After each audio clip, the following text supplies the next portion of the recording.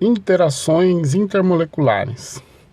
Nas moléculas, a gente tem a ligação covalente, que é uma ligação, uma força intramolecular, né? Que dentro da molécula prende um átomo a outro. Mas, por exemplo, quando eu tenho um conjunto de moléculas, elas podem estar no estado gasoso, no estado líquido, no estado sólido, vai existir interação entre uma e outra, que é mais intensa no sólido, menos intensa no líquido e muito menos intensa no estado gasoso, né? Essas atrações são as chamadas forças intermoleculares ou interações intermoleculares.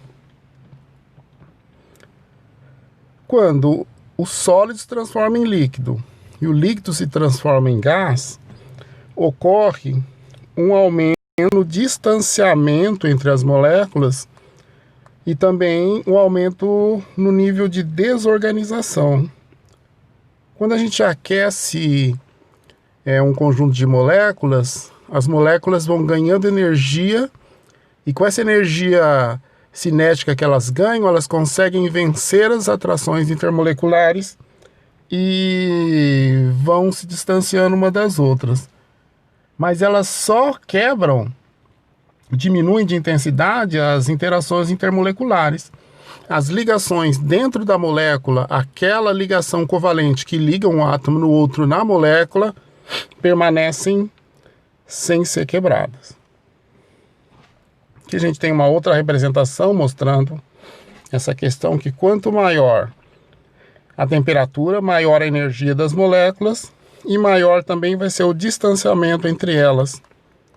Quando eu estiver fazendo um resfriamento de um gás, ele se transforma posteriormente em líquido e líquido ele se transforma em sólido. Por quê?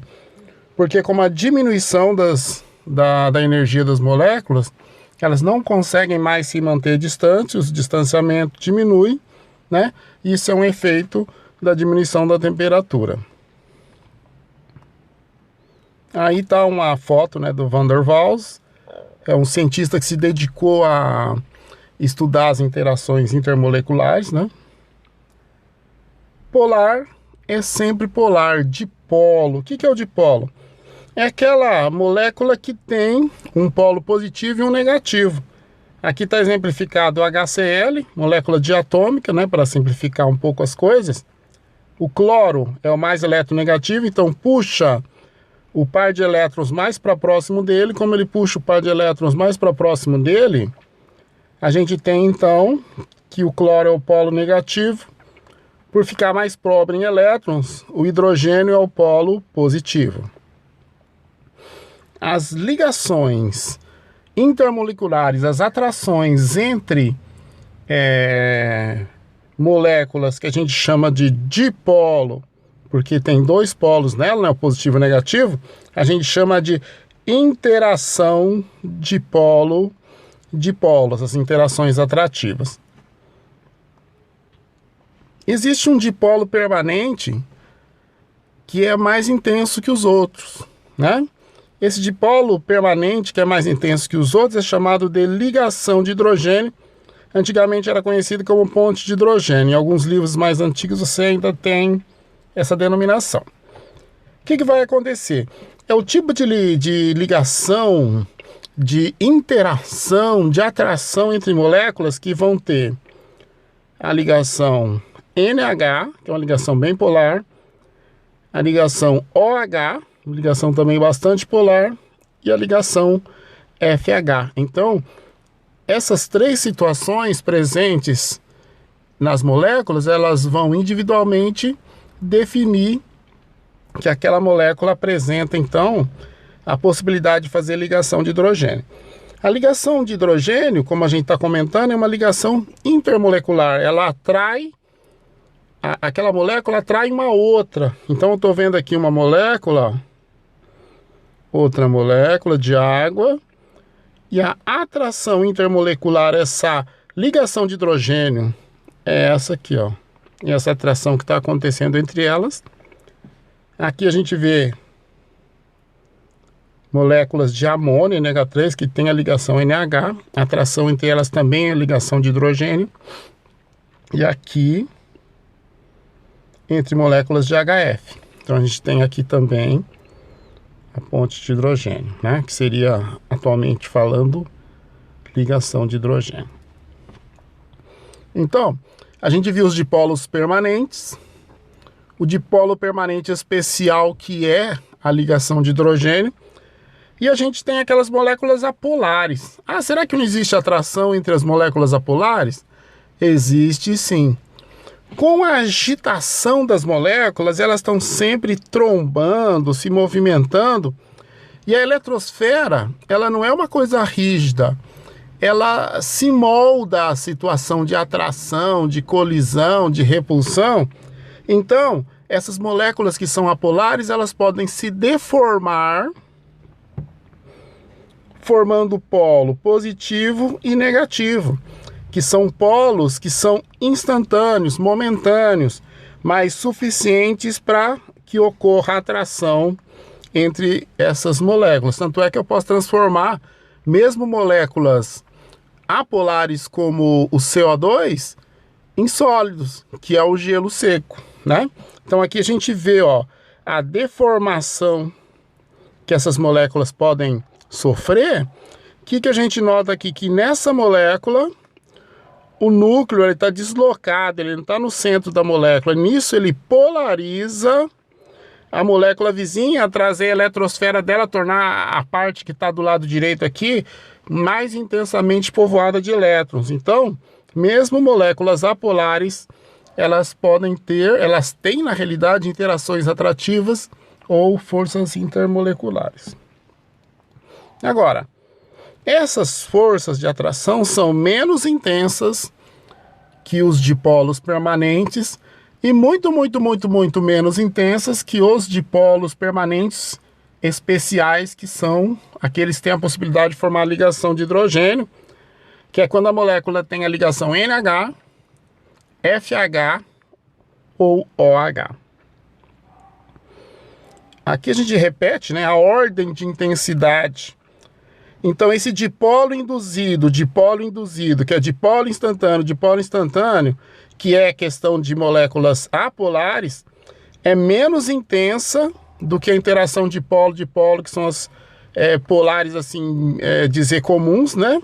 Que são menos intensas que aquelas que têm a possibilidade de fazer a ligação de hidrogênio, aquelas que têm na molécula NH, OH ou FH. Quando eu tiver moléculas com o mesmo tipo de interação, quanto maior o tamanho, maior vai ser a temperatura de fusão e de ebulição. Quando eu tiver moléculas de tamanhos parecidos, quando aumentar a intensidade da interação intermolecular, aumenta a temperatura de fusão e de ebulição. O que quer dizer isso? Se eu tiver moléculas, uma polar comum e uma polar especial, que é a ligação de hidrogênio, quem vai ter temperaturas de fusão e de ebulição mais altas? Aquela de ligação de hidrogênio. Por quê? Porque as interações intermoleculares entre suas moléculas são mais intensas. Aqui a gente tem alguns exemplos, ó. Para começar, a gente tem aqui, ó, a temperatura de ebulição colocada num gráfico aqui, né? Do H2S, do H2SE e do H2TE, ou seja, os hidretos, aqueles que formam, né? Na realidade são os ácidos da família do oxigênio. Então, a gente nota que conforme a massa aumenta a temperatura de ebulição. Onde deveria estar a molécula de H2O? A temperatura de ebulição dela deveria estar aqui, ó. Deveria estar aqui. Mas onde ela está lá? Por que ela é deslocada? Ela está assim, anormalmente deslocada, porque ela não é uma interação de dipolo comum como as outras. Ela é uma interação do tipo ligação de hidrogênio. Aqui dá para a gente ver a diferença de intensidade entre esses dois tipos de interação. Nesse gráfico aqui, o que a gente tem? A gente tem, ó, moléculas de massa. Moléculas não, aqui no caso eu vou ter o ferro, né? Vou ter o agregado iônico, que é o NaCl. E vou ter o etanol. Então vão ser grupamentos, né? Ou mesmo aqui o átomo sozinho, essa massa aí, que tem aproximadamente a mesma massa, mas eles fazem ligações de tipos diferentes. Átomos de ferro vão fazer ligação metálica, NaCl, que é o sal de cozinha, ligação iônica, e no etanol, ligação covalente. Etanol é uma molécula polar. O NaCl é um composto iônico. Todo composto iônico a gente pode dizer que é extremamente polar. E os átomos metálicos fazendo ligação metálica são considerados apolares. Então o que a gente nota? Que as temperaturas de fusão e de ebulição dos compostos onde eu tenho ligação metálica e ligação iônica são muito mais elevados do que compostos em que eu tenho a ligação covalente, né? Então isso aí mostra o quê? Que essas interações intermoleculares que existem nas ligações, que existem nas moléculas, elas são muito menos intensas do que a ligação iônica ou a ligação metálica. E aí lembrando que quando eu vou separar moléculas, eu vou quebrar, vou tornar menos intensas as interações intermoleculares. Quando eu quiser, por exemplo, transformar o NaCl sólido em líquido, eu tenho que quebrar a ligação iônica. Por isso que é muito mais elevada a temperatura de ebulição e de fusão. Quando eu quero fundir o ferro, o que eu tenho que quebrar? Eu tenho que quebrar a ligação metálica. Então é diferente dos compostos moleculares, onde eu não quebro a ligação covalente. Eu vou quebrar a interação que existe entre uma molécula e outra, que é sempre bem menos intensa. Aqui eu vou ter, ó, mostrando a questão do aumento do tamanho da molécula para moléculas apolares, H2, CH4 e o C6H6. Massa do H2, 2. Massa do CH4, 16. Massa do C6H6, 78. E olha o que acontece com as temperaturas de fusão e de ebulição. Elas vão crescendo, vão aumentando de acordo com a massa, né? Porque quando as moléculas vão ficando maiores, elas têm possibilidade de interagir mais com as moléculas vizinhas, porque tem uma área superficial maior, né? Então a gente tem que quando eu tenho moléculas do mesmo tipo, aqui está exemplificando, são todas apolares, o aumento da molécula vai fazer com que a temperatura de ebulição e de fusão aumente também.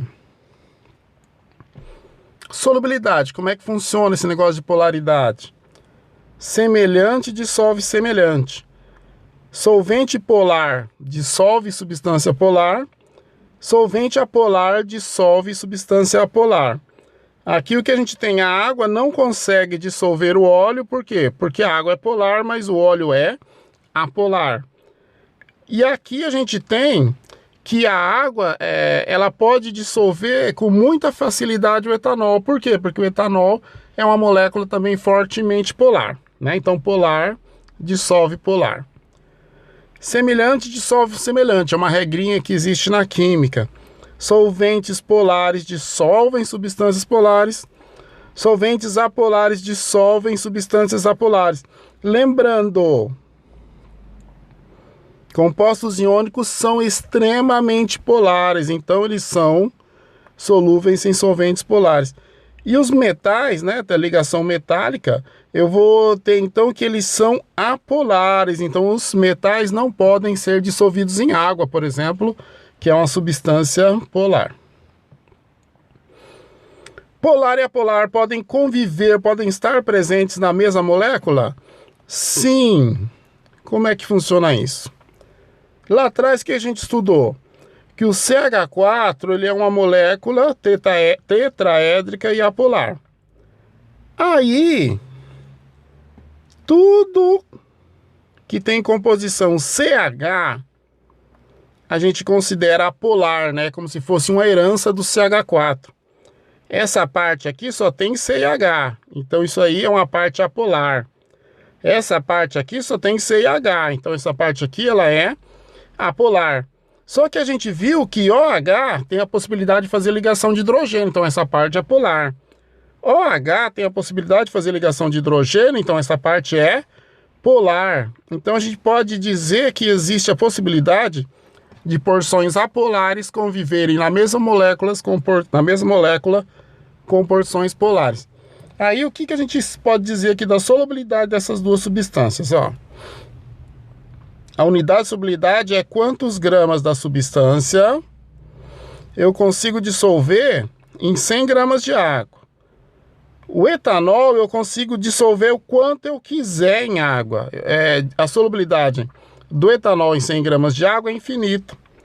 Só que com o aumento da cadeia apolar, quando eu vou para esse álcool aqui, que é o heptanol, a solubilidade de infinita cai para 0,2 gramas, quase nada, para cada 100 gramas de água, mostrando então que no etanol, como a parte apolar é pequena, a porção polar é que determina a questão de solubilidade.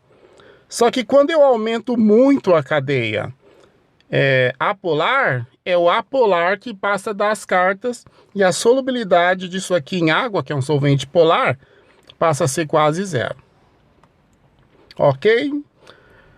Então agora é só fazer os exercícios e tirar as dúvidas.